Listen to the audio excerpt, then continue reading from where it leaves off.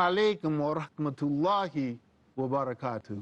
Welcome back to our second half of this particular segment of a five-part series. This is a five-part series that is entitled The Challenges for Muslims in the 15th and the 21st Century. And we're in the fourth of the five-part series. We're in the second half of the fourth of the five-part series. And we're focusing on something called the post-victimization ethical exemption syndrome.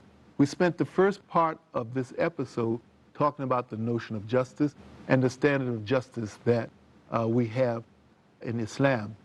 In the prior program, we talked about the model of Islamic leadership that we argue that Muslims need to contextualize and implement in the 15th and the 21st century. And part of that model, as we said in the first part of this episode, is devotion to Allah and His Messenger, and discipline and development, that is learning authentic knowledge and applying that knowledge. And what more important place to apply it when we're talking about leadership, when we're talking about family relations, which we're talking about our relationship with our neighbors, when we're talking about our role in the broader community, our role on the national scene, our role in the international scene, than to talk about the standard of justice. Because if we look at the situation that we see in the family, if we look at the situation that we see in our communities, if we look at the situation that we see in the nation states, if we look at the international situations, one of the major difficulties that we see is that people in leadership are not just. They're not fair. They play favorites and say, on one hand, they say, we believe X, and on another hand, they do Y. And so if we understand the situation, we'll begin to understand where I'm coming from when we talk about the post-victimization ethical exemption syndrome. That's the post-victimization ethical exemption syndrome. And secondly, the reality is that it's a syndrome that overtakes them, and when they are participating in it, they're not like themselves. In other words, it changes their whole outlook, it changes their whole behavior, and this is what we have in the post-victimization ethical exemption syndrome. So what is it? We've been talking about it for a while, we've been previewing it in the early shows. What is the post-victimization ethical exemption syndrome? It, at its essence, is the belief that because my people either are or have been oppressed in some kind of way, I am released from the ethical standards that I would normally accept. Again, the post-victimization ethical exemption syndrome is the belief that because my people either are or have been, have been oppressed in some kind of way, I'm released from the same standards of ethical behavior I would normally do. Let me use an example from the African American experience, something I'm familiar with and I've been through myself.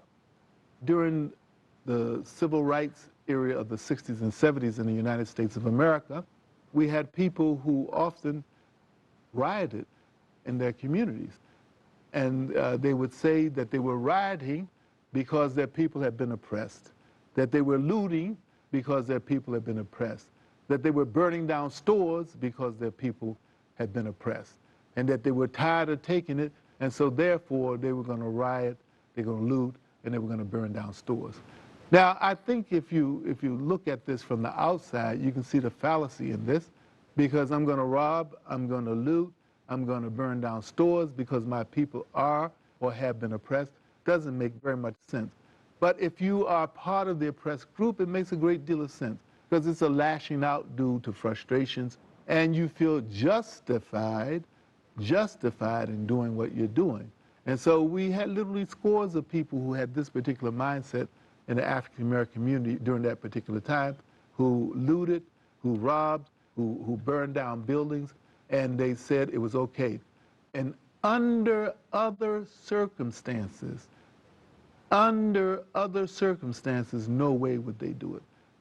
Under other circumstances. In other words, they would think robbery is wrong, looting is wrong, and burning is wrong.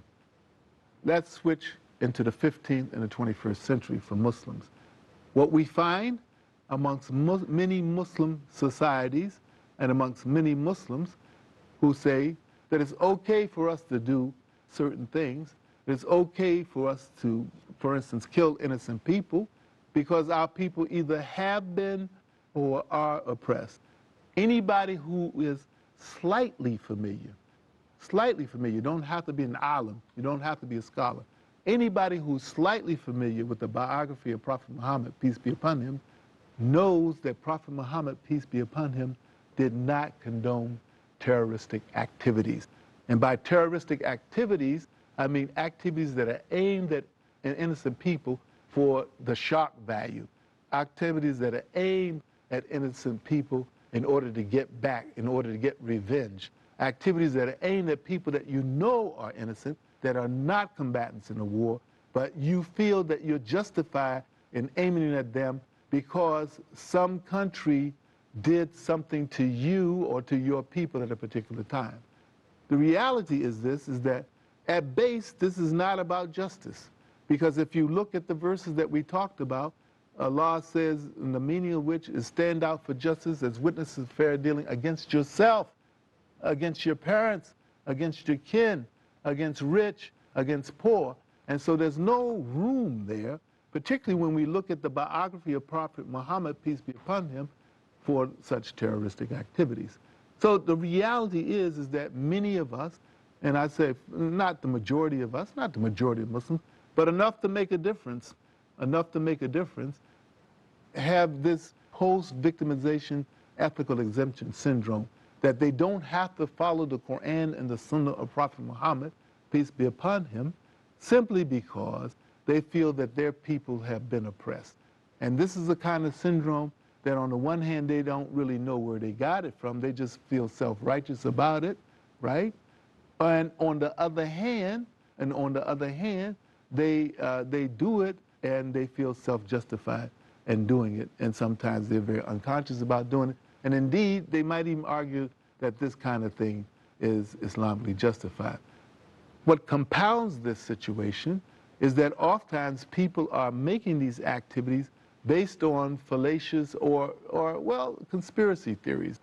Theories about what one government has done to another. I mean, there is a whole cottage industry in the United States of conspiracy theories about the John F. Kennedy, one of the president of the United States who was assassinated in the 60s, conspiracy theories about that, and most recently, conspiracy theories about 9/11. My advice to the Muslims on this issue of conspiracy theories is the following. First of all, when it comes to justice and injustice, there are many players on the international scenes that do unjust things. They do unjust things, and they stand behind them. They stand behind them. We could name many examples, but they stand behind the unjust things that they do. And we, particularly as many people do, should focus our energy on things that we know to be true. Because when we go behind these conspiracy theories, which run rampant in the United States and the Middle East and other places, we often will find ourselves put in the position of saying that something is true that's not true, and we often find people acting on them. And I'm not taking sides in the theory, but I would like to get people to understand that these kind of conspiracy theories will lead people to the kind of injustice that I'm talking about. So if people have this post-victimization ethical exemption syndrome, what you'll find in them is that they'll try to minimize, apologize, and do everything not to accept responsibility for something that was done outside of the Quran and the Sunnah of Prophet Muhammad, peace and blessings be upon him. I would argue that if you look around the world scene today, in the 15th and 21st century, this kind of mentality, this kind of thinking that I am justified in doing something wrong to somebody because they did something wrong to my people, or doing wrong to innocent people because they did something wrong to my people, you'll find this amongst people who are in power in governments, and I'm talking particularly about Muslims right now, and you'll find people who say they're fighting for liberation. and they are going outside of the Quran and the Sunnah in order to do it. If we're going to be effective as Muslim leadership in the 15th and the 21st century, we need to let go of this post-victimization ethical exemption syndrome, because the standard of justice that Allah Ta'ala, Allah Most High has is a very high one, and it does not allow us to excuse the killing of innocents because someone killed some innocent people in our family, in our national group, in our religious group. And we need to let this idea go, because it is not within the Quran and the Sunnah, and it prevents us from taking on the leadership role that we say that we want and we used to have for the whole world. So that's the post-victimization ethical exemption syndrome. That's episode 4 of this 5-part series on challenges facing Muslims in the 15th and the 21st century. I hope you'll join us for the final episode, when we'll take up building Muslim infrastructure wherever you are. In the meantime, peace be upon you. Assalamu alaikum wa rahmatullahi wa barakatuhu.